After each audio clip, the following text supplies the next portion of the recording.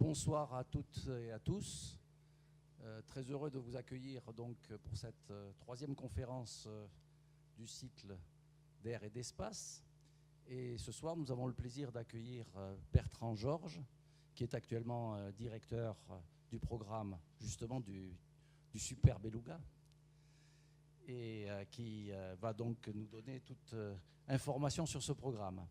Alors c'est intéressant parce que je pense que c'est un des programmes qui est derrière toutes les activités d'Airbus. C'est un maillon essentiel évidemment de la chaîne logistique d'Airbus, qui a développé maintenant la troisième génération de transport de grande dimension. Pour vous dire quelques mots sur Bertrand Georges, d'abord c'est presque un Toulousain, puisque je pense qu'il a fait ses études ici, à Toulouse, à Supaéro. Et puis quand il est rentré donc à Airbus, il a occupé un grand nombre de postes dans le domaine industriel principalement. Un passage aussi comme directeur de programme sur l'A300, puis ensuite beaucoup dans la responsabilité industrielle, en particulier, je pense, ce qu'on appelait les centres d'excellence, qui fabriquaient les tronçons, toute la structure des avions. C'est bien Airbus que ATR. Ensuite, il s'est beaucoup occupé d'amélioration industrielle, de performance, d'outils, d'informatique industrielle, avant de rejoindre depuis 2014 ce poste de directeur de programme du Super Beluga, qu'il a mené depuis le départ et qui, j'espère, il conduira jusqu'à sa mise en service en 2019. Donc il est particulièrement opérationnel sur le sujet. Je vais lui laisser la parole. À toi, Bertrand. Merci beaucoup, Jean-Claude, pour cette introduction et ces mots d'accueil pour cette conférence de l'Académie de l'air et de l'espace. C'est pour moi un grand plaisir et un grand honneur de participer à ce cycle de conférences et de partager avec vous tous, je dirais, un peu de notre histoire, de notre actualité et en se projetant un petit peu dans notre futur. Donc pour commencer, je voudrais juste apporter un élément de réponse. Je ne poserai pas une question à main levée, mais pourquoi cet avion et son prédécesseur, le Beluga ST, s'appelle un Beluga? Ce n'est pas parce qu'il y a une marque de caviar qui s'appelle le caviar Beluga, c'est parce qu'il y a cet animal qui existe, qui est un mammifère, qui essaye de voler, mais bon, il a moins de capacité que nos avions. Il est tout blanc, il habite dans des régions froides du Canada, du Groenland, mais il a, je dirais, cette face caractéristique avec ce front proéminent qui a donné son nom au Beluga et aujourd'hui au Beluga XL. Alors, au-delà de ces explications sur l'origine du nom, je voudrais commencer par nous plonger un tout petit peu dans l'histoire d'Airbus. Alors, je vais essayer de faire une manipulation compte tenu du changement d'outil et donc nous ramener à pourquoi avons-nous besoin de transport de grande dimension dans Airbus. Donc c'est un petit film d'environ 5 minutes qui va nous ramener aux origines d'Airbus.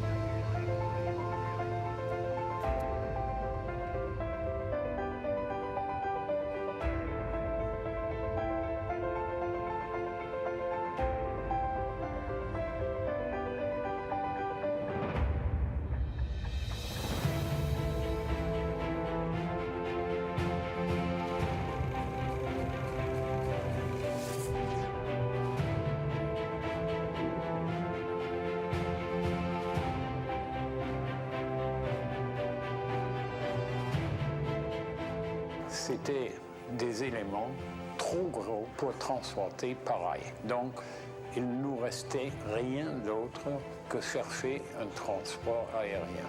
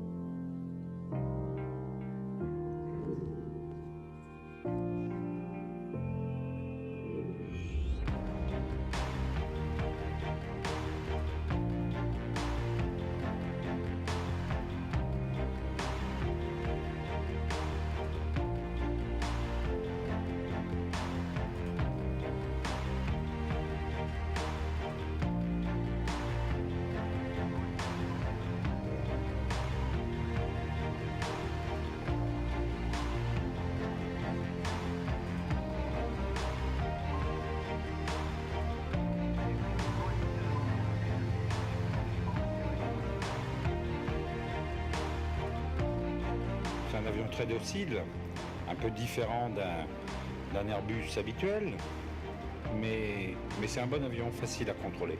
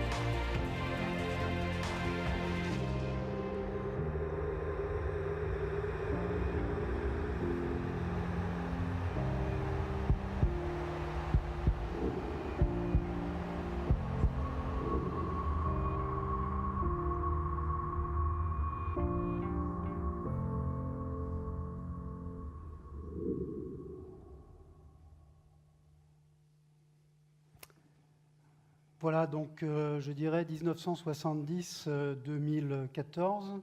Donc cette période, et comme ce film le rappelle, nous permet de remettre en perspective, je dirais, le développement d'Airbus tout au long de ces années et le rôle essentiel que joue pour Airbus le transport par avion de grande capacité. Comme vous avez pu le voir dans ce film qui nous a ramenés dans les années 70, nos fondateurs avaient des usines dans l'ensemble des pays de l'Europe, que ce soit l'Angleterre, l'Allemagne, l'Espagne ou la France. Ces usines étaient très loin les unes des autres. Elles avaient des spécialités, mais surtout elles avaient fait le choix de toutes travailler ensemble pour faire ensemble un avion plutôt que faire tous des avions concurrents. C'est grâce, je dirais, à ce choix fondateur que nous existons aujourd'hui toujours et que nous sommes, par tous les produits que nous avons su lancer tout au long de ces années, aujourd'hui leader ou co-leader, je dirais, de l'aviation commerciale. Pour déplacer les morceaux entre ces usines, pour le premier A300, ça a été fait par la route. Et je dirais, il y a quelques images qui existent sur les sites internet qui vous montrent la gendarmerie découpant les arbres et d'autres types d'opérations qui sont en aucune manière compatibles des rythmes de production que nous avons aujourd'hui. Donc dès 1974, nous avons basculé sur le Super Goupil. Et juste au-dessus des différents moyens de transport de grande dimension, vous avez pour rappel, je dirais, le volume d'avions qu'Airbus produisait et livrait à cette époque. Donc en 1974, c'est les premiers. En 1985, nous étions à une cinquantaine. En 1995, à l'époque où le Beluga d'aujourd'hui a été lancé, le Beluga ST, nous venions de franchir le cap des 100. En 2005, nous étions à moins de 400. En 2017, l'an dernier, nous avons passé le cap des 700. Et quand nous avons décidé de lancer le Beluga XL, nous étions à peu près à mi-chemin, à moins de 500 avions par an. Et comme nous l'avons annoncé la semaine dernière, cette année, notre objectif est de dépasser 800. Et je dirais notre ambition est d'aller au-delà de ce chiffre pour les années qui suivent. Donc, en 2014 est apparu clairement le besoin de se poser la question de comment voulons-nous préparer une succession au Beluga actuelle. Alors, entre ces années de pionniers et aujourd'hui, il est clair que le transport de grande dimension a pris de plus en plus une place au cœur de nos opérations industrielles. Pour vous le résumer, je dirais à l'exception de la 380 qui est tellement gros que seul le transport par bateau permet de l'amener jusqu'à Toulouse en utilisant aussi l'itinéraire grand gabarit que vous connaissez tous, qui a été créé entre Langon et Toulouse spécialement pour le 380. Tous les autres Airbus voyage de l'ordre d'1h30 à 2 heures en beluga. Parce que notre organisation industrielle est basée sur une spécialisation de nos usines en Europe. Pour vous l'illustrer, vous le verrez avec des images juste derrière, l'usine de Saint-Nazaire dans l'Ouest fabrique tous les fuselages avant et centraux. L'usine de Nantes fait les tronçons centraux de fuselage. L'usine de Hambourg fait les fuselages arrière. Les voilures viennent de nos usines en Angleterre. L'équipement de ces voilures est fait à Brême. Et donc, autour de ces sous-produits d'avions, nous avons développé des usines très spécialisées, très efficaces, et dans lesquelles nous avons concentré les investissements de technologie. Donc, pour déplacer ces gros morceaux d'avion, si je prenais une image avec un monde qu'on connaît tous pour ceux qui ont de jeunes enfants, avec des Lego ou des Duplo, nos chaînes d'assemblage, ce sont des chaînes d'assemblage finales à la fois de Toulouse et de Hambourg, qui sont très courtes. La vitesse est ce qui compte. Nous recevons des morceaux d'avion de 30-40 tonnes, totalement assemblés, testés, et nos chaînes d'assemblage font la jonction finale et vérifient que tous les systèmes avions sont en bon ordre de marche pour arriver à un premier vol et une livraison au client le plus rapidement possible. Ce schéma industriel est celui sur lequel nous avons construit jusqu'à aujourd'hui. Il est très différent de celui que notre principal concurrent aux États-Unis utilise, qui est plutôt des chaînes très concentrées où on fait tout au même endroit. Donc c'est notre fondation historique et nous l'avons professionnalisée et industrialisée pour être capable de passer de ces quelques avions par an à aujourd'hui 800 avions prévus en livraison pour plus de 800 avions cette année. Donc, pour se conduire et supporter ce changement, nous avons créé dès 1996 une compagnie aérienne au sein d'Airbus dédiée qui opère uniquement avant le Super Guppy et aujourd'hui les Beluga et demain les Beluga XL. Cette compagnie s'appelle Airbus Transport International. Donc c'est une filiale d'Airbus, mais dédiée au transport pour Airbus. Sa flotte, c'est les 5 avions que vous voyez au parking, là, donc sur Saint-Martin, en bord de piste. Nous avons en Europe un réseau de 11 stations, incluant Ankara pour la 400M, qui sont dédiées et en proximité de nos usines. Donc nous avons un accès direct à la majorité de ces sites. Et enfin, pour tenir cette vitesse et cette cadence industrielle, nous avons créé, tout particulièrement dans les dernières années, une infrastructure dédiée au sol, ainsi que des processus qui permettent de tenir la vitesse de chargement-déchargement, de façon à ce que les avions fassent plus d'un vol par jour. Donc tout ça, je dirais, se traduit par cette infrastructure au sol qui existe aujourd'hui pour le Beluga ST, qui a été créé depuis 2010 à peu près, avec une accélération en 2012 pour accompagner l'arrivée du 350. Donc vous le voyez sur l'image du haut, l'avion rentre la partie avant dans un hall, la forme du hall, la porte du hall est adaptée à la forme de l'avion. Il est donc, à partir du moment où il est accosté, à l'abri des intempéries et du vent, tout particulièrement, puisque cette porte grande ouverte est une porte sensible au vent. Et nous avons les passagers, si je peux employer cette image, donc les morceaux d'avion qui sont chargés et déchargés depuis des plateformes avec un système totalement automatisé. Donc ça, c'est ce que nous avons dans nos plus gros sites de Toulouse, de Hambourg, de Bretonne, de Brême, de Rétafé. Pour les autres aéroports où nous avons à opérer, vous voyez en bas un chargement à la fois de fuselage et de moteur. Nous avons développé dans les années 95 toujours ces plateformes de chargement qu'on appelle des cargo loaders, donc qui permettent de hisser le niveau de chargement au niveau du pont du Beluga et qui permet d'automatiser le chargement-déchargement à l'horizontale entre cette plateforme au sol et l'avion. Donc l'ensemble des deux nous permet d'opérer où nous avons un grand nombre d'opérations à l'abri et pour les opérations moins fréquentes avec ces plateformes. Alors, une fois que j'ai dit nous chargeons l'avion, le chargement dans cet avion est particulier. On s'est inspiré, je dirais, de ce qui existait sur le Super Guppy. Donc quand quelque chose marche, on essaye de continuer, puis surtout nos opérateurs étaient habitués. Donc le Beluga d'aujourd'hui, le Beluga ST, fonctionne sur le principe de 2 rails. Donc à l'intérieur de l'avion, il y a 2 rails. Ce que vous voyez là, attendez, je vais utiliser ça, ça permettra peut-être de montrer plus facilement pour vous. Donc un rail, 2 rails. Au fond, vous voyez un morceau de fuselage arrière qui repose sur une plateforme de chargement qui roule sur les rails. Donc ces rails sont composés, je dirais, de rouleaux métalliques, tout bêtes, et de petits moteurs électriques au nombre d'une petite centaine qui entraînent la charge depuis l'extérieur jusqu'à l'intérieur de l'avion. Et une fois que la charge est positionnée à l'intérieur de l'avion, donc des charges qui vont de 20 à 50 tonnes, nous avons des verrous.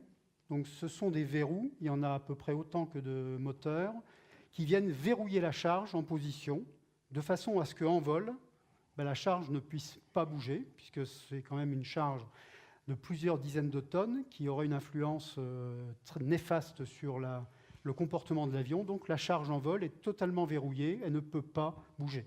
De la même façon, la porte, une fois qu'elle est fermée, est verrouillée en vol et ne peut pas s'ouvrir. Cet avion n'a pas vocation à larguer quelque chose en vol, il est chargé au sol et opère comme un avion en vol. Donc là, vous avez à l'échelle humaine, je dirais, le rail, les rouleaux et le support des charges utiles que nous utilisons pour embarquer les passagers. Donc c'est un système simple, robuste, qui a fait ses preuves depuis plus de 30 ans, et donc que nous avons choisi de reconduire pour le Beluga XL. La charge qui est transmise à la structure de l'avion est de l'ordre de 2,7 tonnes par mètre au travers de ces rails. Alors, que transportons-nous ? Et j'ai l'habitude de dire que nos passagers ont une grosse qualité, ils sont silencieux, ils aiment la fraîcheur, parce que la baie cargo n'est pas pressurisée, n'est pas... Donc en vol, nous sommes à moins 55 degrés, sans air ou peu d'air, donc nos passagers sont calmes, apprécient la tranquillité du transport aérien, et à l'arrivée sont en très bon état, puisque c'est avant tout ce qui est important.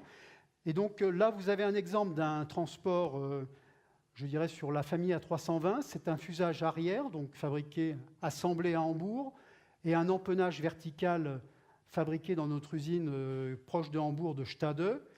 Et de façon à optimiser le transport de l'avion, nous intégrons le morceau de fuselage, un bout d'avion, la dérive, sur ce que l'on appelle dans notre jargon un TCU, ce qui veut dire Transport Component Unit en anglais, mais c'est deux rails qui viennent reprendre la structure du fuselage sur des berceaux. Donc la vocation de ces structures est d'assurer une interface en respectant les charges maximales admissibles par l'avion, tout en protégeant l'intégrité de ces morceaux d'avion qui seront à la fin intégrés dans notre chaîne d'assemblage ici, soit de Hambourg, soit de Toulouse, pour la famille A320. Alors, un autre exemple, c'est un morceau qui vient de Saint-Nazaire. Donc, tout à l'heure, j'ai évoqué le mot tronçon central. Donc, ça, c'est ce qu'on appelle dans notre jargon le tronçon 15-21. C'est donc sur un A330, le morceau d'avion qui permet... Ici viendra la voilure. Donc là, nous avons le caisson de voilure et là, toute la zone voilure. En dessous, nous avons tous les trains d'atterrissage, les baies hydrauliques qui sont préinstallés et testés dans notre site de Saint-Nazaire. Et à l'arrière, nous aurons la connexion avec le fuselage arrière venant de... Voilà, c'est plutôt l'avant. Venant aussi de Saint-Nazaire. Et à l'arrière, le fuselage venant de Hambourg. Et ce composant lui-même donc, est transporté aujourd'hui à l'unité par Beluga depuis Saint-Nazaire jusqu'à Toulouse. C'était avant la 350 le plus gros composant de type fuselage, avec le nouveau tronçon équivalent sur le 350. Dorénavant, c'est le 350 qui est le plus gros composant de type cylindrique transporté en Beluga ST. Alors, je dirais toutes ces explications, vous pourriez me dire, mais pourquoi un Beluga XL, puisque le Beluga fonctionne tellement bien, on le voit voler tous les jours. C'est un des avions que les plus jeunes enfants reconnaissent à Toulouse dès leur plus jeune âge, parce qu'il est tellement différent des autres. Nous avons besoin d'un Beluga XL parce que notre système industriel évolue, et tout particulièrement, le lancement de la 350 nous a amené à avoir de nouvelles routes aériennes. Le 350 est un avion majoritairement en composite, et les morceaux composites sont fabriqués chez Airbus dans des usines qui sont spécialisées dans le composite, qui ne sont pas les mêmes que les usines métalliques. Donc nous avons été amenés, donc les panneaux composites de cette voilure A350 sont fabriqués dans les usines d'Illescas en Espagne et de Stade en Allemagne. Ils sont transportés par Beluga dans notre usine de Bretonne, qui est notre usine spécialisée dans l'assemblage des voilures. Et ensuite, ils sont transportés à Brême, où nous équipons la voilure avec les surfaces mobiles et tout ce qui est harnais électrique, avant d'arriver à Toulouse pour l'assemblage final. Donc pour faire ce chemin, ça nous a conduit, je dirais, à une augmentation du nombre d'heures de vol nécessaires pour permettre l'assemblage d'un avion. Je dirais à titre de référence, l'A320, si l'A320 c'est 1, l'A330 nous demande 3 fois plus d'heures de vol de Beluga, et le 350 avec ses nouvelles routes, et la taille des ailes nous demande aujourd'hui 3 fois plus encore. Donc l'ensemble à la fois de ces nouvelles routes aériennes et, je dirais, le succès commercial d'Airbus, qui est nos augmentations de cadence, fait que les deux cumulés, nous sommes retrouvés avec une problématique de besoin d'une nouvelle capacité pour continuer à accompagner et permettre notre croissance. Alors, ici, vous le voyez très bien, sur un 350, nous transportons la voilure de l'A350, une demi-voilure, une par une, à 45 degrés. La même photo sur un A330, c'est 2 voilures l'une sur l'autre, un vol. Donc 2 vols, 1 vol, nous avons 2 fois plus de consommation pour transporter nos voilures. Et donc le cahier des charges pour le Beluga XL, c'était de nouveau pouvoir transporter les voilures 2 par 2. Deuxième élément, nous avons travaillé énormément depuis les années 2012 sur comment mieux utiliser nos avions actuels pour, avec 5 avions, pouvoir supporter la croissance d'Airbus. Donc ça nous a amené à travailler beaucoup sur l'efficacité du transport dans les journées avec jusqu'à 5 vols par jour, d'augmenter l'utilisation de l'avion 6 jours sur 7 au lieu de 5 jours sur 7, de façon à être capable de voler jusqu'à 10 000 heures par an avec la flotte, à comparer à de l'ordre de 4 à 5 000 heures il y a 3-4 ans, avec le même nombre d'avions. Donc ça veut dire plus d'équipage, plus d'opérations, plus d'efficacité dans les rotations au sol. Et ça nous a amené aussi à remettre sur la route et la mer les composants qui n'arrivaient pas à passer, qui étaient les plus petits et qui n'avaient pas besoin du Beluga. Donc une partie de nos voilures d'A320 cheminent aujourd'hui par bateau. Et nous avons l'an dernier, en attendant le Beluga XL, passé une partie de notre flux depuis Hambourg jusqu'à Saint-Nazaire par bateau en utilisant l'itinéraire grand A380 au lieu de passer par l'air. Donc, un besoin clair, combinant à la fois la 350 et ses nouvelles technologies et les nouvelles distributions de charges et la croissance d'Airbus. Alors, avant de se lancer dans un développement de produits, qui est un investissement pour la société Airbus, donc nous investissons pour nous-mêmes, ce n'est pas un produit destiné à la vente. Nous avons regardé ce qui existait et pourquoi ne pas utiliser ce que d'autres utilisent avant de faire nous-mêmes, je dirais, autre chose. Donc là, vous avez une image qui résume, je dirais, la taille de ce que nous transportons. Donc, c'est l'espèce d'image rouge légère que vous voyez là. Le trait rouge correspond au Beluga ST d'aujourd'hui, le trait violet au Beluga XL de demain. Et vous voyez les alternatives que nous avons regardées pour voir si nous pouvions utiliser, pourquoi pas un C5 Galaxy, un Boeing C-17, le Boeing dit Dreamlifter que Boeing a lancé. Donc c'est une base de 747 modifiée pour le transport de leurs composants de 787 depuis le Japon, à l'occasion du 787. Ils en ont fabriqué de l'ordre de 3 à 4. Je dirais que c'est l'avion qui est le plus proche de nous, mais qui a déjà moins de capacité que le Beluga ST actuel. Bon, le 380 est hors norme, donc c'est pour ça que je disais aujourd'hui, même un 380 ne rentre pas dans un Beluga. La 400M a bien sûr une capacité d'emport importante, mais une surface, une baie cargo beaucoup plus petite. Et l'Antonov, qui est un des plus gros appareils en termes de capacité d'emport, n'a que 4,4 mètres disponibles par rapport, je dirais, à ce que nous avons aujourd'hui et le besoin que nous avons de l'ordre de 8 mètres. Donc je dirais qu'après avoir regardé de façon très large tout ce qui était disponible, nous avons conclu que sur un cahier des charges, donc le cas le plus emblématique, 2 ailes à 350 à la fois, être capable d'utiliser pendant un certain temps le Beluga actuel et le Beluga XL, ce qui nous a amené à confirmer, je dirais, le concept qui est un chargement à l'horizontale, une ouverture par l'avant, les rails que je vous ai montrés tout à l'heure, de façon à pouvoir utiliser l'avion actuel et le nouveau Beluga en parallèle, pouvoir atterrir et décoller de toutes nos pistes dont nous disposons aujourd'hui, et être prêt pour une entrée en service en 2019. Oups.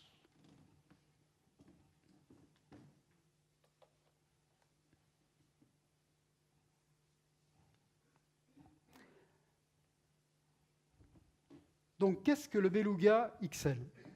Donc, le Beluga XL, la première décision, à partir du moment où nous avions décidé de faire quelque chose qui reprenait le concept du Beluga, le Beluga actuel, le ST, a été fait sur la base d'un A300-600 ST. C'est un avion qui est un des premiers, je dirais, un des premiers Airbus. Le premier Airbus, c'est un A300B2, mais c'est, je dirais, la génération juste après. Donc cet avion, nous avons arrêté de le produire en 2007, donc il n'y avait plus d'avion disponible. Nous avions nous-mêmes arrêté la production. Donc nous avons exploré, je dirais, l'A330, l'A340. Nous avons aussi considéré, je dirais de façon très large, toutes les plateformes dont nous pouvions disposer. Et nous avons convergé sur l'utilisation de l'A330-200 cargo. L'A330-200 cargo, parce que tout d'abord, c'est un avion qui a une maturité démontrée, c'est un avion qui vole, c'est un avion qui est opéré depuis maintenant 20 ans environ, donc qui est robuste, qui existe. C'était un avion métal par rapport à des options de type composite. Transformer un avion, vous verrez les photos tout à l'heure, en métal, vu le niveau de changement qu'on fait, c'est beaucoup mieux qu'un avion composite, qui est quand même des technologies beaucoup plus délicates de ce point de vue-là. Donc nous avions très clairement choisi un avion métal. L'avantage d'une version cargo par rapport à une version passager, c'est qu'un avion cargo, on renforce déjà le plancher, et donc ça nous permettait de partir d'un avion qui était un peu plus robuste, même si nous avons été amenés à le renforcer encore, et donc une plateforme avec je dirais, une performance démontrée, ce qui nous permet d'avoir une plateforme qui est un élément de réduction de risque. Quand on construit sur quelque chose de robuste, c'est mieux que de construire sur quelque chose qui n'est pas encore existant. En termes de volume, 5 avions. Un avion Beluga XL aura à peu près en ordre de grandeur, quand on combine l'effet des deux voilures du 350, où là c'est 200%, on double la capacité, et sur les autres types de chargements sur lesquels nous sommes en train de travailler, un Beluga XL aura environ 30% de capacité de transport en plus, équivalente qu'un Beluga ST. Donc de l'ordre de 5 avions, ce qui veut dire plus de capacité que notre flotte actuelle. Les deux premiers en 2019, le premier en 2019, le deuxième tout début 2020, puis un par an. Et enfin, puisque c'est un investissement que nous faisons pour nous-mêmes, nous avons décidé d'utiliser l'opportunité de ce développement pour tester, je dirais, des méthodes pour aller plus vite en matière de développement et moins cher, de façon à aussi travailler et préparer, je dirais, nos futurs programmes de développement. Alors, en termes un peu de technique, je dirais, juste sans rentrer dans le détail, je dirais le point important, la plateforme, je l'ai mentionné. En termes de motorisation, donc les Beluga ST sont motorisés par des moteurs GE CF6.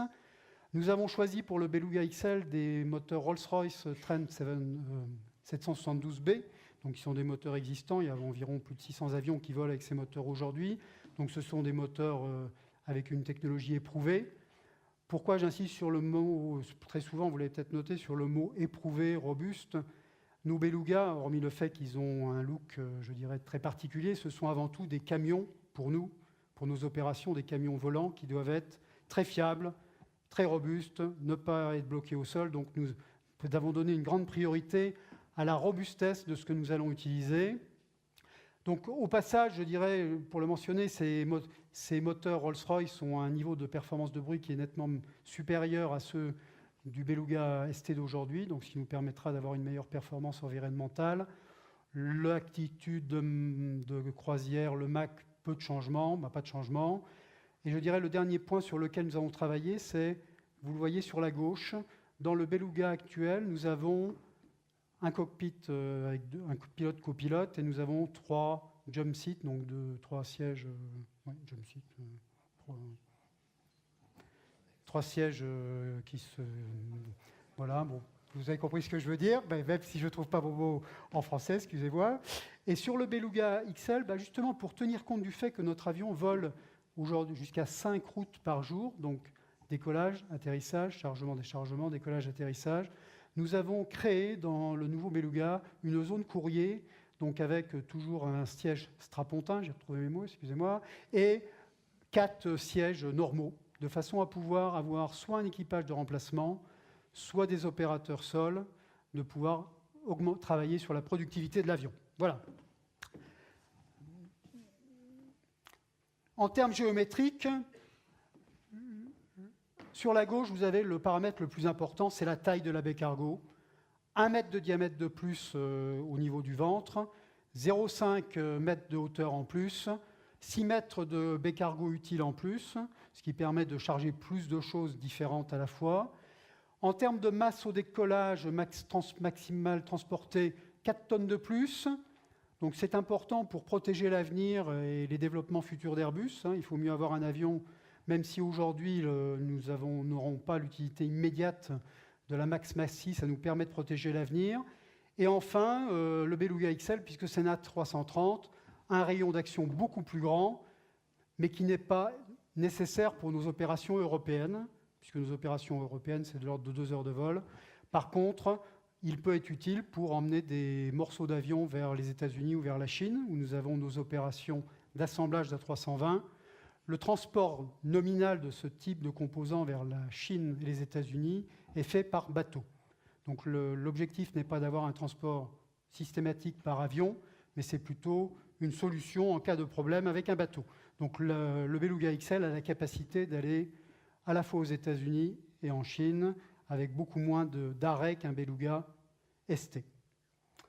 Alors pour conduire ce développement, donc c'est un développement que nous ne conduisons pas seuls. Je dirais, Airbus a choisi de se concentrer sur la plateforme A330, donc l'avion de base.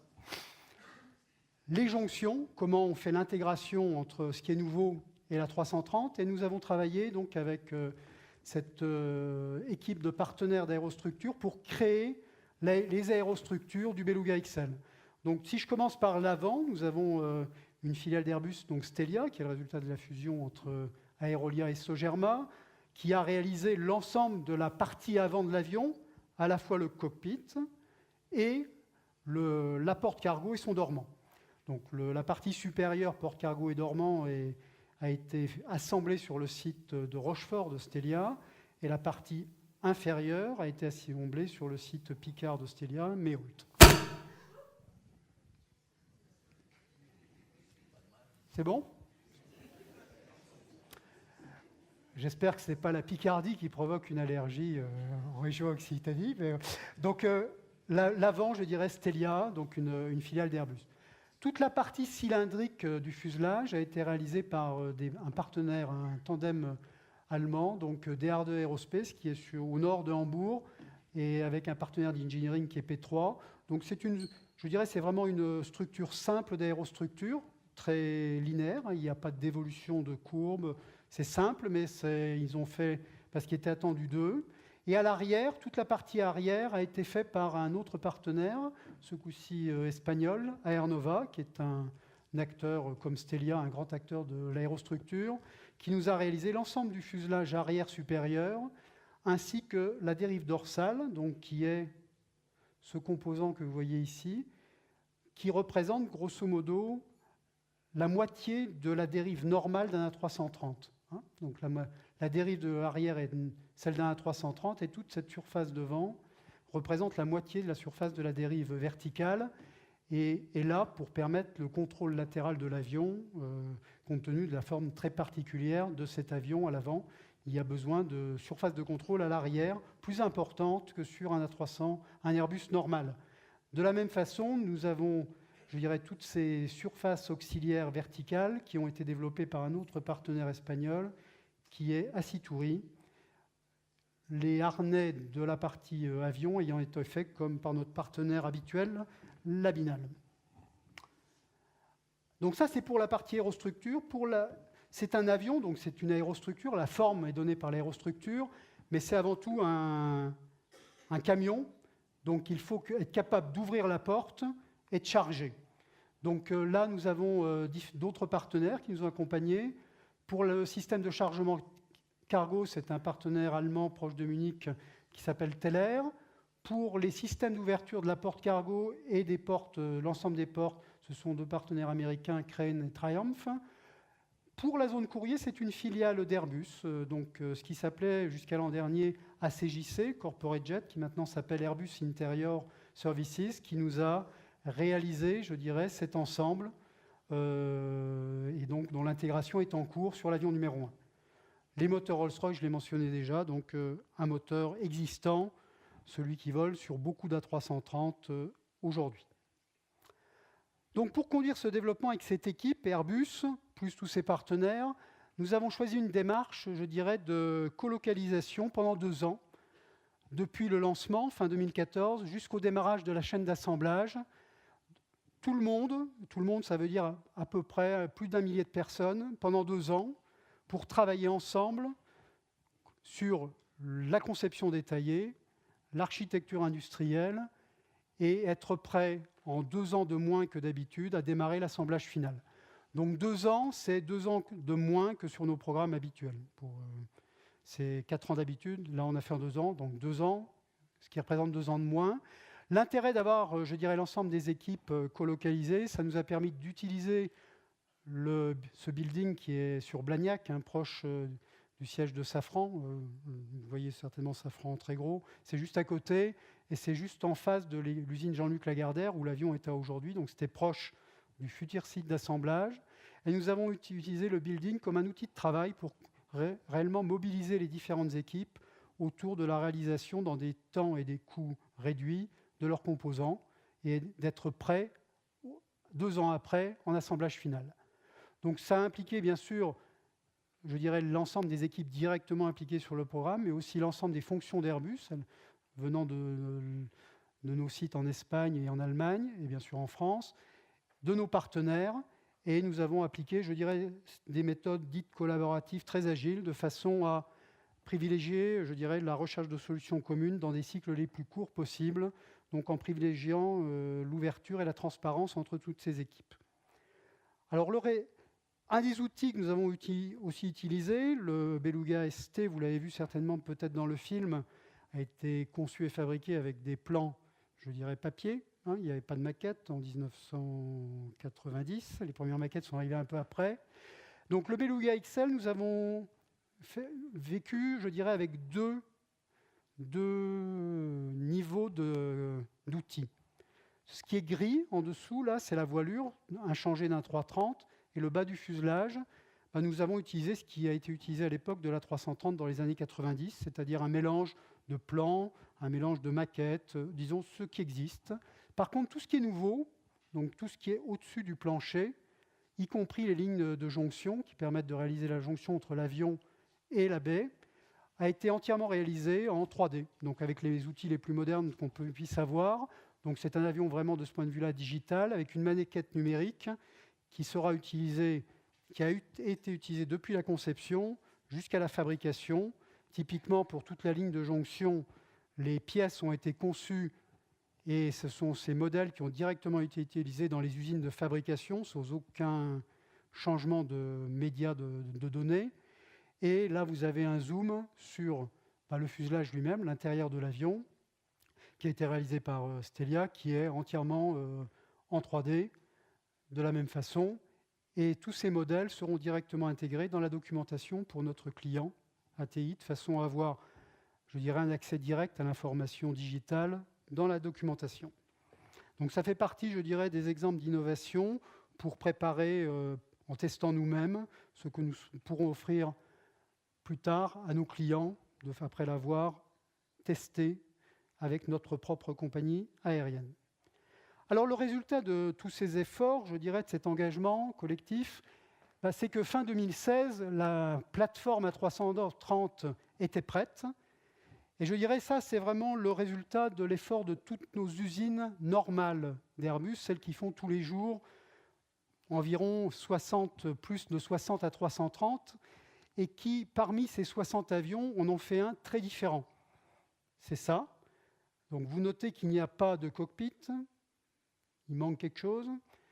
Il manque les fuselages supérieurs, parce que le fuselage supérieur, c'est la première chose qu'on a enlevée après.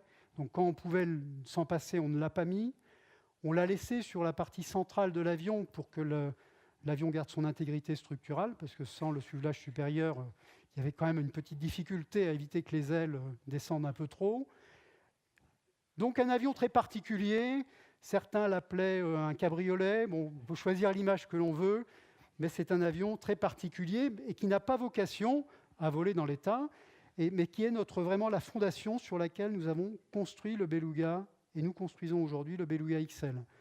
Donc la première opération a été de transférer cet avion très particulier depuis Clément Ader, notre chaîne d'assemblage finale, vers Jean-Luc Lagardère, puisque nous avons, dans notre cadre de la maîtrise des coûts, décidé de réutiliser l'infrastructure qui avait été créée pour les essais statiques du 380 puis du 350. Donc le bâtiment d'IL-34, c'est un immense hall qui a été utilisé pour le 380 puis pour le 350 pour ce qu'on appelle les cellules d'essai statiques, c'est-à-dire on casse l'avion. Et donc d'habitude, les avions qui rentrent dans ce building, on les cassait. Pour la première fois, ce building est utilisé pour créer des avions. Vous verrez sur la dernière photo, aujourd'hui il y a 2 avions dans le building. Le building semble un peu petit, mais il est juste ce qu'il faut pour qu'on puisse en rentrer 2, sans les winglets, parce qu'avec les winglets, ça ne passe pas, mais on les montrera plus tard. Donc la plateforme A330 est d'arriver dans ce poste, qui a été créé spécifiquement pour le Beluga XL, début 2016. Donc là, je vais rester ici pour parcourir avec vous, je dirais, les étapes franchies. La première étape, ça a été de couper les fuselages supérieurs. Donc vous reconnaissez peut-être ce que vous avez vu dans le film, avec les bandeaux rose-violet, qui sont la couleur que nous avons choisie pour le programme Beluga XL. Donc, couper le fuselage supérieur et créer la ligne de référence pour la construction de la partie supérieure de l'avion.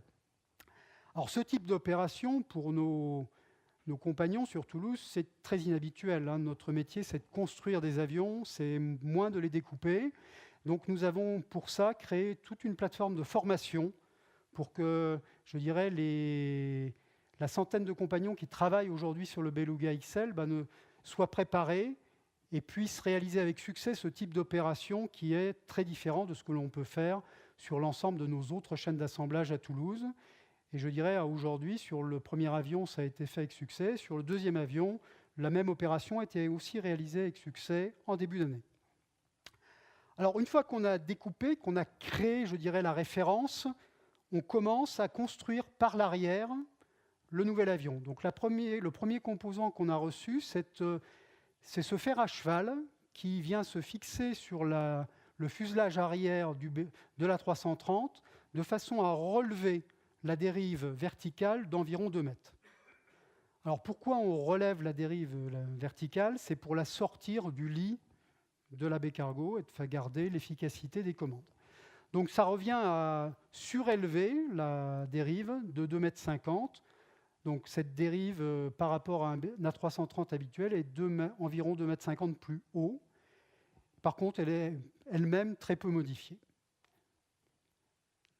Donc la deuxième opération, je dirais, c'est une construction en partant de l'arrière. Ça a été d'utiliser cet outillage qui nous a permis de construire l'ensemble du fuselage supérieur. Donc je dirais le surnom que nos équipes lui ont donné, c'est un tunnelier. Vous savez, le tunnelier, c'est ce qui permet normalement de percer les montagnes. Nous, on construit l'avion autour du tunnelier. Donc en réalité, c'est un outillage qui pèse de l'ordre de 10 tonnes, et qui permet de venir prépositionner les 3 sous-ensembles de fuselage supérieur et de les aligner par mesure laser et de faire ce qu'on appelle dans le jargon un best fit, et je dirais après de réaliser la jonction donc, entre ces 2 composants, plus le composant, la jonction avec le 330 et à l'arrière, la jonction avec la partie précédente. Donc ça, c'est le fuselage conique. Ensuite, nous avons reçu le cockpit. Donc ce composant qui manquait nous est arrivé totalement assemblé et prééquipé, donc environ au mois de mai. Et donc ça nous a permis de compléter le plan horizontal. Comme on va le voir sur les images suivantes, le chargement se fait sur le plafond du cockpit. Le plafond du cockpit, une fois qu'il est assemblé, donne la continuité avec la suite. Alors, une fois que le cockpit est positionné, on continue à construire de l'arrière. Donc là, c'est le dernier composant conique que nous avons reçu.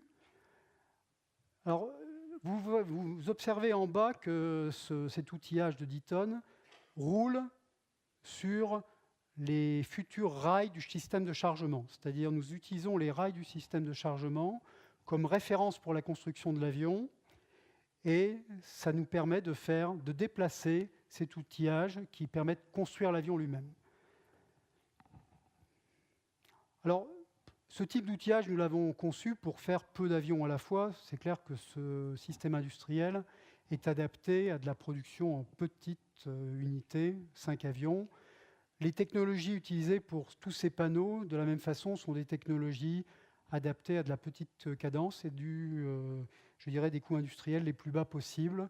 Nous avons utilisé des technologies de grenaillage pour la mise en forme des panneaux. Et le grenaillage, je crois, avait été utilisé pour la dernière fois au sein d'Airbus, Jean-Claude me corrigera si je dis une erreur, à l'époque de Concorde. Donc ce n'est pas du tout ce que nous utilisons aujourd'hui, mais ça nous permet de réaliser cet avion à petite série dans nos objectifs.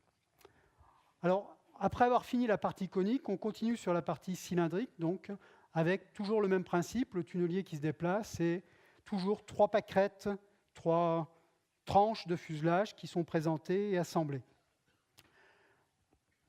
L'élément suivant, avant de fermer le fusible étant le dernier élément circulaire, c'est le dormant de la porte, donc venant de Rochefort, qui est arrivé avec un outillage de transport qui est aussi l'outillage pour la chaîne d'assemblage finale.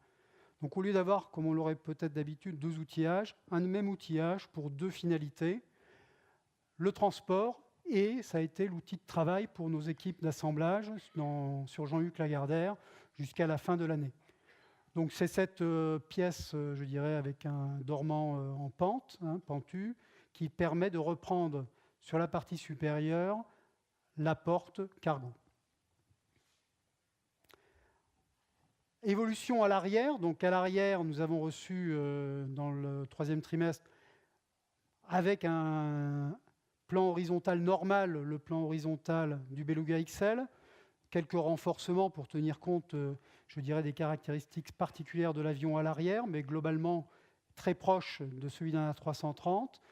Et nous avons à l'extrémité positionné ces dérives auxiliaires qui font, à l'échelle de l'avion, elles semblent petites, mais qui font plus de 4 mètres de haut, qui sont fixées sur le plan horizontal par un caisson en composite.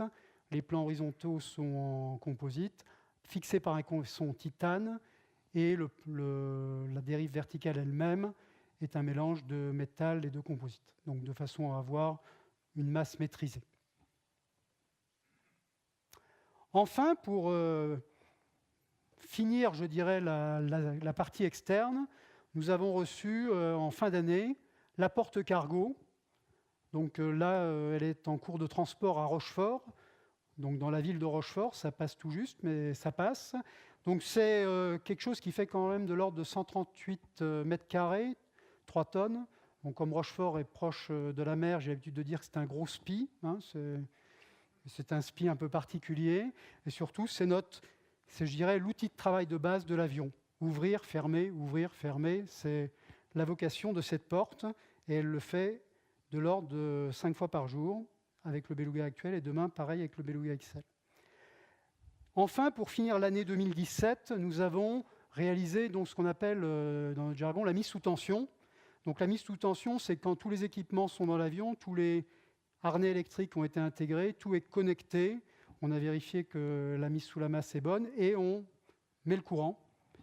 Et donc c'est, je crois dans le jargon de nos équipes au sol, ce qu'on appelle un sapin de Noël. Je pense que c'était un beau cadeau de Noël pour l'ensemble des équipes, le résultat d'un an d'un effort continu et d'un investissement très très important, de façon à mettre sous tension l'avion à la fin de l'année dernière, et donc d'ouvrir en 2018 le chemin vers le premier vol. Alors, première étape en 2018, c'est le bal des Belugas. Alors c'est une image peut-être un peu, ils sont un peu imposants, mais c'est l'échange entre l'avion 1, donc, qui est sorti de son poste de conversion le 5 janvier, donc avec une porte en position de maintenance, puisque nous avons le réglage de cette porte qui est prévu sur les deux postes, c'est-à-dire le pré-réglage dans le poste de conversion, réglage final dans le poste dit d'essai, et l'arrivée depuis Clément Ader de l'A330 pour l'avion numéro 2. Donc là, vous voyez devant le dispositif de transport qui permet de compenser l'absence de cockpit pendant cette phase de transfert. Et donc l'avion 1, le 6 janvier, dans son poste d'essai, où il est toujours, et l'avion 2, juste avant qu'on découpe les fuselages supérieurs dans le poste de conversion. Alors, cette photo doit dater de la semaine dernière, juste pour donner une... Aujourd'hui, l'avion est en poste d'essai intérieur, il est proche de la fin de cette phase. Nous avons les moteurs sous l'avion, l'ensemble de l'avion est quasiment fini et testé. La prochaine étape, ça sera de continuer les essais sols. Avant une mise en vol, nous avons une multitude d'essais. Le temps de la mise en vol, et puis on voit comment ça marche.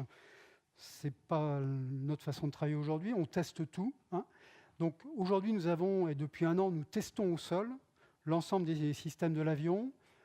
Nous testons, et nous avons testé en début d'année, des composants structuraux pour vérifier que nos modèles correspondent à la réalité de l'avion tel qu'il est aujourd'hui. Et nous continuons jusqu'au premier vol à tester en simulateur.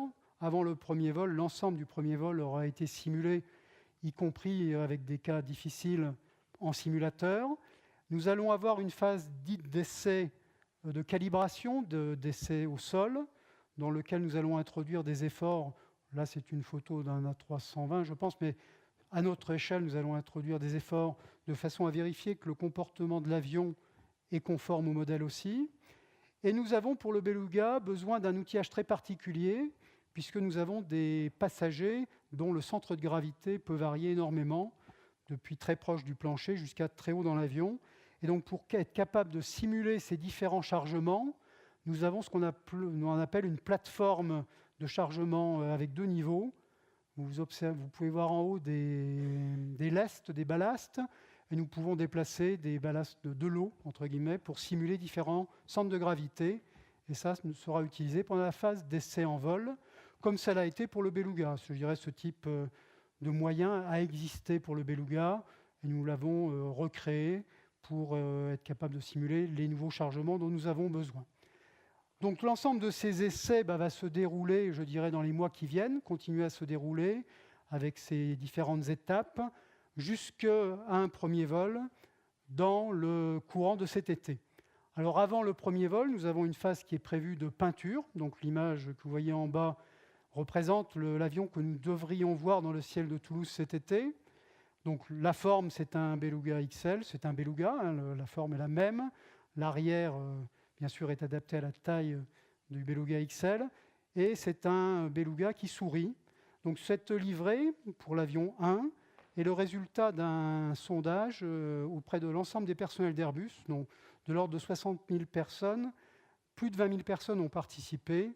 Et ce que vous voyez devant vous est le résultat de cet engagement de nos équipes.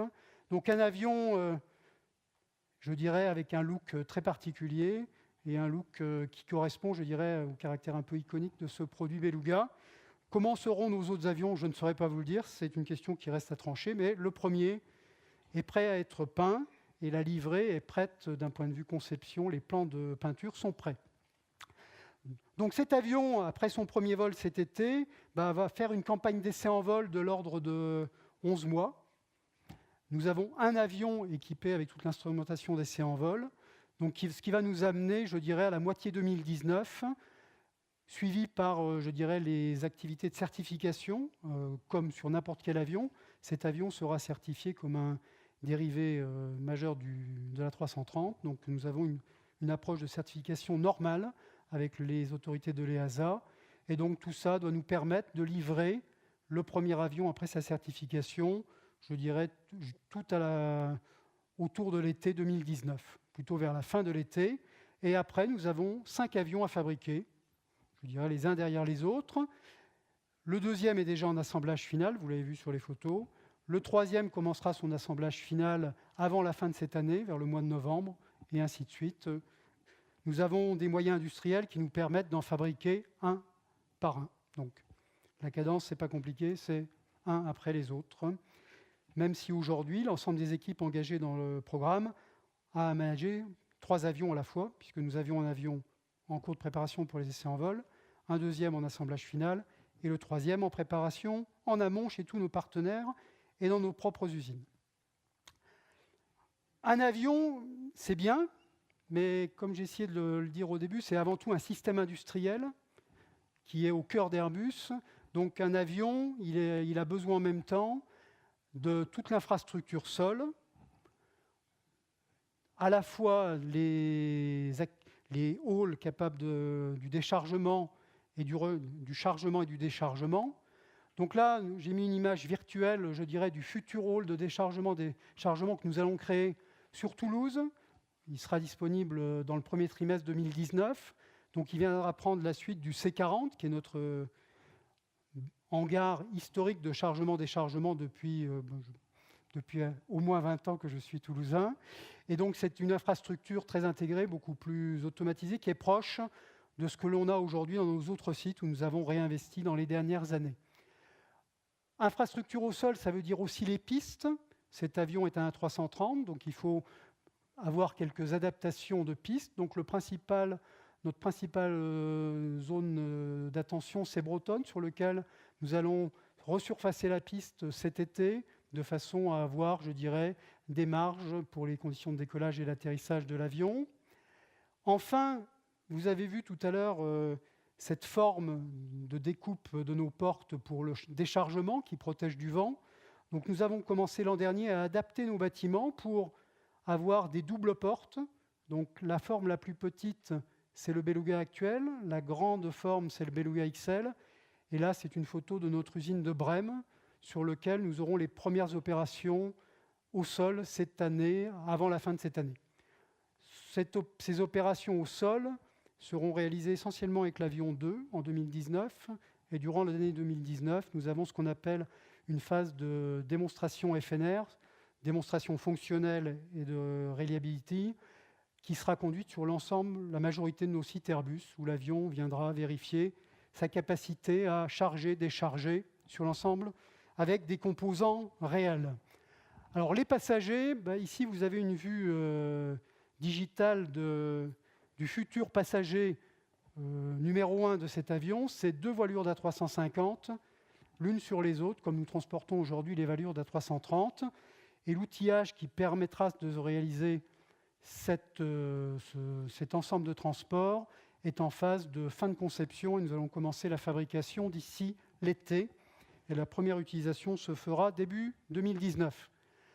Je ne voudrais pas finir cette planche de préparation sans parler des équipages et de nos personnels au sol, parce que c'est un avion, c'est des infrastructures au sol, des pistes, des passagers, mais c'est tout aussi important des équipages formés pour le Beluga XL. Le Beluga XL est un A330, donc ça veut dire que nous avons un plan de formation pour transformer et donner à nos pilotes actuels la capacité de voler sur Beluga ST XL demain.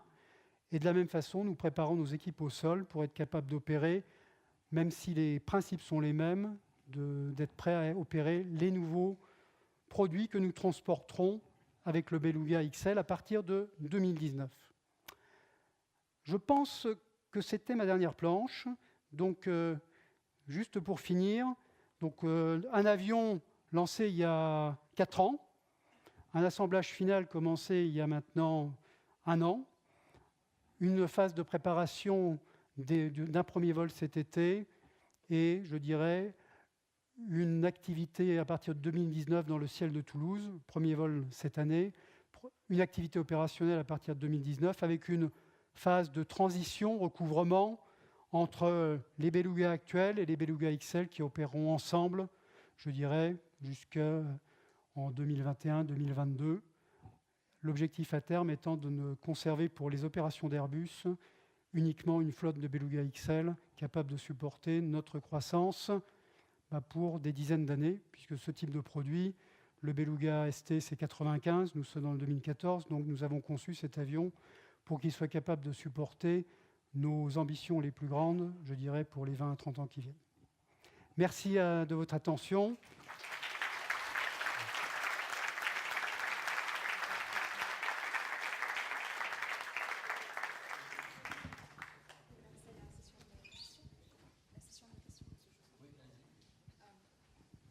Si vous avez des questions.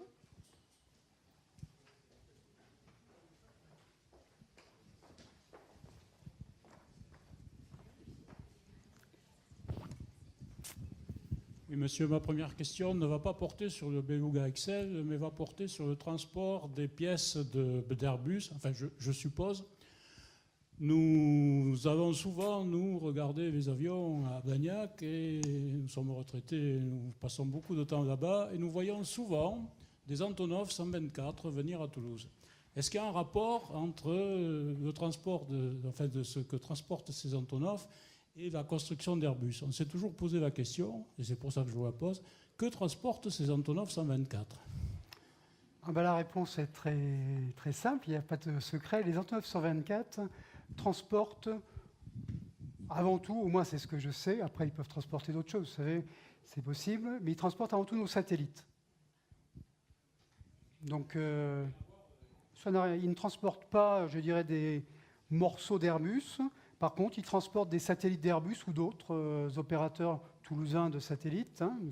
Nous avons la chance d'avoir sur Toulouse 2 fabricants de satellites. Donc, l'Antonov vient relativement souvent chercher des satellites pour les emmener dans les sites de lancement qui sont communs à tous les fabricants de satellites, la Guyane, Cap Canaveral ou, je dirais, Baïkonour ou un autre site de lancement en Russie. Donc, l'Antonov vient, quand vous voyez un Antonov, c'est le transport de satellites. Il nous arrive d'utiliser, pas nous-mêmes, mais certains de nos partenaires, l'Antonov pour transporter des morceaux quand il y a une urgence depuis les États-Unis. C'est un des métiers de l'Antonov. Mais sur Toulouse, ce que vous voyez, c'est vraiment le transport de satellites. Bonsoir. Je voulais vous parler par rapport au nombre de Beluga XL qui ont été choisis. Apparemment, il y a 5 avions qui sont prévus. J'ai eu écho qu'apparemment c'était lié aux campagnes de certification par rapport à l'EASA qui ne permettaient pas de certifier plus de 5 avions sans avoir une certification spéciale et des essais bien particuliers. Qu'en est-il? Et je voulais savoir, est-ce qu'on pouvait voir plus de 5 Beluga XL dans le futur? Alors, non, mais c'est une très bonne question. Je dirais le Beluga actuel a été certifié à l'époque, je dirais avec des laissez-passer de la DGAC, c'est une autre époque. Le Beluga il est aujourd'hui avec ce qu'on appelle un certificat restreint, donc qui fait qu'il est plutôt pour nous-mêmes. Le Beluga XL, depuis l'origine, on a décidé de faire une approche de certification normale. Donc il n'y a pas de limite sur 5 avions. Il n'y a de limite que ce que nous arriverons à démontrer à l'EASA. Et donc notre objectif, c'est d'obtenir une certification normale. Comme n'importe quel Airbus, je dirais. En tenant compte du fait que son usage est un peu particulier, que ses passagers sont différents, mais je dirais une certification normale. Donc bonsoir. Bonsoir. Donc avec le nouveau Beluga XL, est-ce qu'il serait prévu pour Airbus d'enlever un camion pour le programme 380 afin de transporter les plans horizontaux arrière du 380 par ce Beluga XL? Je dirais le 380, comme je l'ai mentionné, est vraiment le produit qui est, je dirais, hors norme, que ce soit les fuselages, les ailes. Peut-être certains d'entre vous ont déjà eu l'occasion de voir dans la zone d'attente avant Jean-Luc Lacardère le convoi. C'est un gros kit. Et je dirais que le transport de l'itinéraire grand gabarit a été vraiment conçu pour ça. Donc, est-ce que le Beluga XL est capable de transporter des voilures d'A380? La réponse est non. Des fuselages d'A380, c'est non. Est-ce qu'il est capable éventuellement de transporter des dérives ou des plans horizontaux? Oui, mais ce n'est pas notre priorité, si vous voulez. Nous avons un transport dédié pour le 380.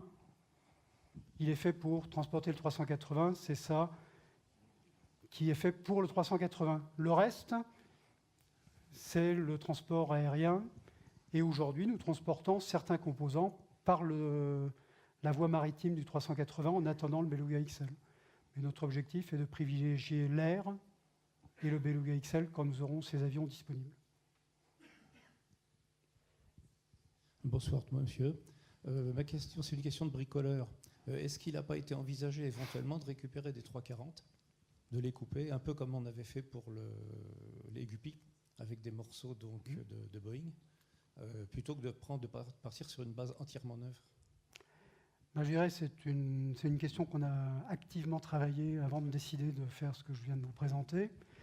Alors, pour répondre précisément à votre question sur le 340, le 340 et notre piste de Bretonne, ça ne marche pas. Ouais.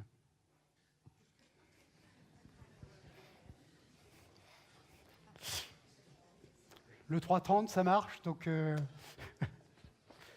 Mais ça fait partie... J'ai présenté la comparaison des sections de fuselage, ça fait partie de tout ce qu'on a travaillé avant de décider d'investir dans le Beluga XL. Mais c'est une question très pertinente. Bonsoir, j'ai une question à vous poser qui n'a rien à voir avec le Beluga, mais le fameux avion qui a disparu, vous en êtes où? Parce qu'il avait des moteurs Rolls-Royce, dessus soi-disant que ces moteurs ils sont toujours retrouvables par satellite, tout ça. Alors, très honnêtement, je ne répondrai pas à cette question. Ça n'a rien à voir avec le Beluga XL. Oui, mais bon, c'est Airbus. Je ne sais pas. C'est Airbus quand même. Ah bah c'est... Eh oui.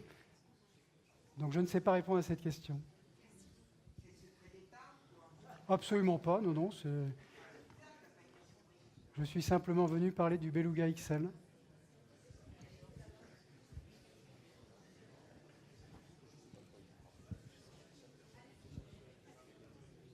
Est-ce que le bâtiment où vous avez prévu jusqu'à 1100 personnes, est-ce qu'il comprend des membres du bureau d'études de Toulouse, d'Hambourg, etc. Parce que je suppose que comme tout avion, à la suite des essais en vol, en fonction des résultats, il faudra toucher à l'aérodynamique, il faudra toucher aux commandes de vol, ou tout au moins au réglage dans les boîtes noires. Est-ce que ça se fera, c'est un personnel intégré complètement, ou est-ce que vous ferez appel au bureau d'études de chaque société mère, des sociétés mères? Alors, aujourd'hui, c'est la phase de conception de toutes les commandes de vol, de l'avion lui-même, de l'aérodynamique de l'avion.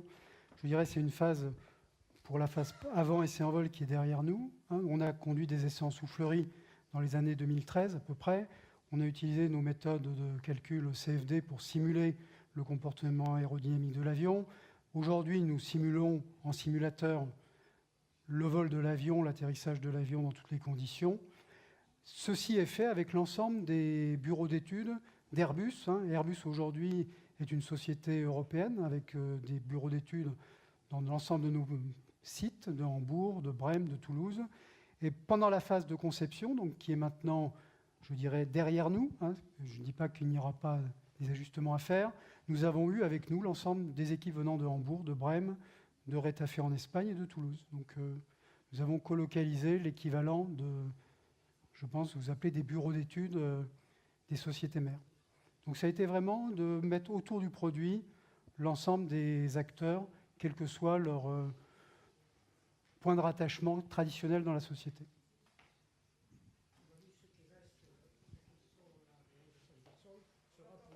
Pour la mise en œuvre pratique et l'exploitation pendant les essais en vol. Aujourd'hui, nous ne sommes plus 1100, c'était pendant la phase de développement. Aujourd'hui, on est beaucoup moins et on a prévu et on a des équipes qui sont prêtes à revenir si nécessaire, autant que nécessaire. Et aujourd'hui, nous sommes beaucoup moins que 1100. D'accord, merci. Oui, j'avais une question. Donc, vu que ce Beluga XL va remplacer les anciens, qu'est-ce que les anciens Beluga vont devenir? Et aussi, sachant que vous avez dit donc le Beluga XL n'aura pas de certification restreinte, est-ce qu'il a déjà été envisagé, où Airbus a été sollicité, je ne sais pas, pour l'avenir, un développement des demandes d'avions pour du transport international privé sur d'autres entreprises? Alors aujourd'hui, le Beluga ST, donc les Beluga actuels, sont à peu près à mi-vie, je dirais, en termes de potentiel d'avion. Donc en parallèle du développement du Beluga XL, nous travaillons, je dirais la priorité c'est de développer notre nouveau produit dont nous avons besoin, mais nous travaillons en parallèle sur comment donner une deuxième vie à ces avions. Donc à ce stade, je dirais, nous en sommes à des démarches exploratoires. Je dirais, je ne commenterai pas plus spécifiquement avec qui nous essayons, mais nous avons de l'intérêt. Donc, comme je le disais la semaine dernière à un certain nombre de médias, je pense que Aeroscopia attendra un peu. Voilà.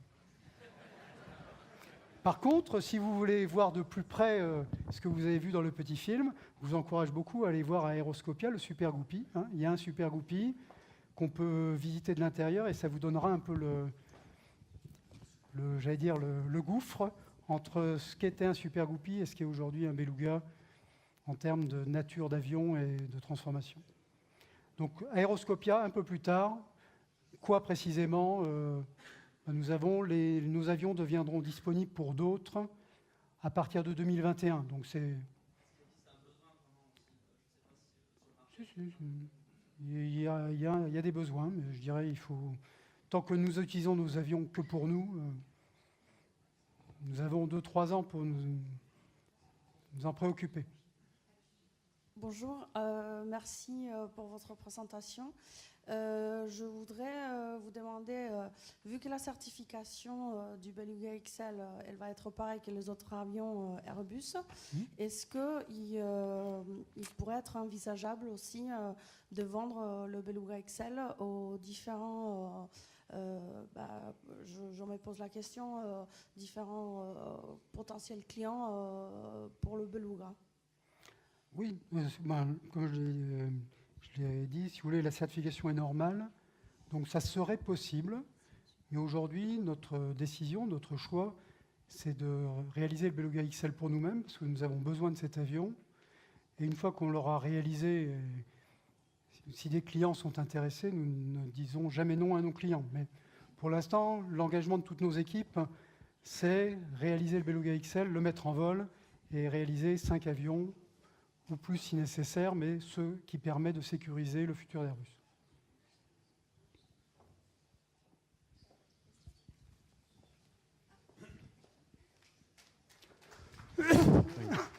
J'avais deux petites questions. Une question sur l'aérodynamique, quand même, qui est assez spéciale. Y a-t-il des contraintes opérationnelles sur les décollages et atterrissages, en particulier vent de travers, vents latéraux? Et puis ma deuxième question, au sein même d'Airbus, donc vous avez des clients potentiels qui sont côté espace, satellite et Ariane.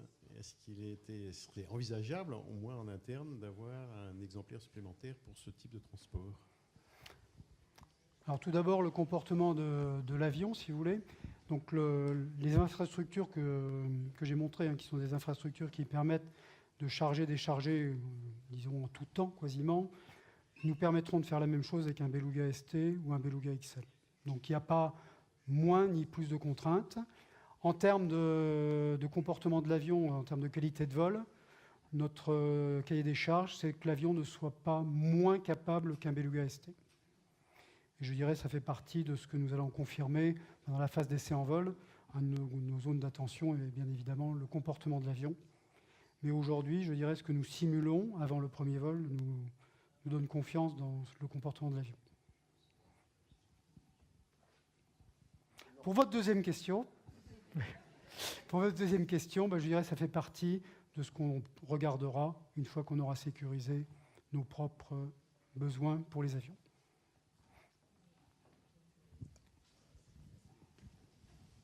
Il y a plus d'autres questions, vous avez exploré le sujet. Donc on va remercier Bertrand Georges de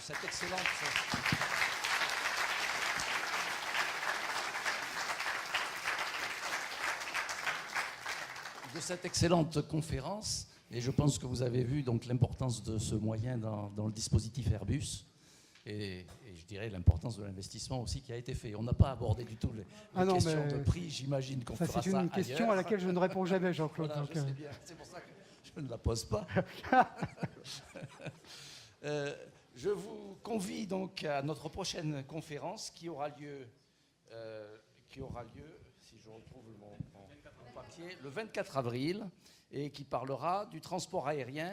Le transport aérien sera-t-il tout automatique à l'horizon 2050 ? Voilà. Et ça sera Alain Garcia qui prononcera cette conférence. À bientôt. Au revoir et bonne soirée.